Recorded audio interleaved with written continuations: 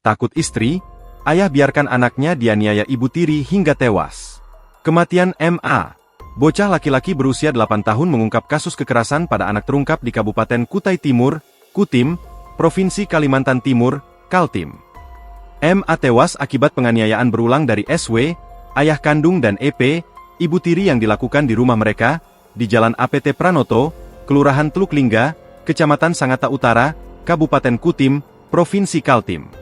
Penyebab kematian MA yang sesungguhnya ini akhirnya terungkap setelah kecurigaan paman ketika mendapat kabar dari SW. Awalnya, SW menyebut MA meninggal karena penyakit bengkak. Namun, karena curiga, paman MA pun mendatangi RS Muara Bengkap tempat jenazah MA dibawa. Hingga akhirnya terungkap penyebab tewasnya MA.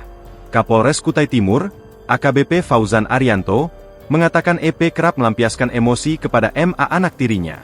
SW, ayah kandung MA sebenarnya pernah mencoba menasehati istrinya, EP saat melihat anaknya dipukul hingga memar.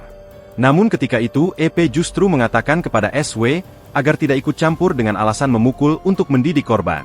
SW juga mengakui pernah ikut memukul korban menggunakan gantungan baju. Namun ia kerap takut menegur istrinya ketika melihat anaknya diperlakukan kasar.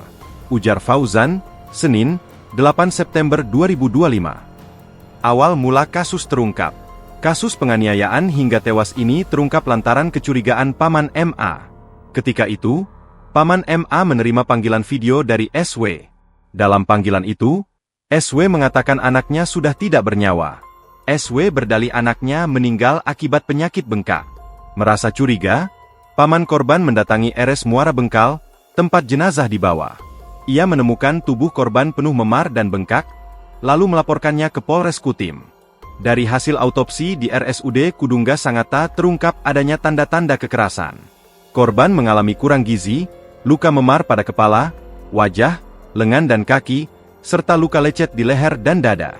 Tim medis juga menemukan luka tusuk di kepala, patah tulang dasar tengkorak, perdarahan otak, hingga gumpalan darah di bawah kulit kepala.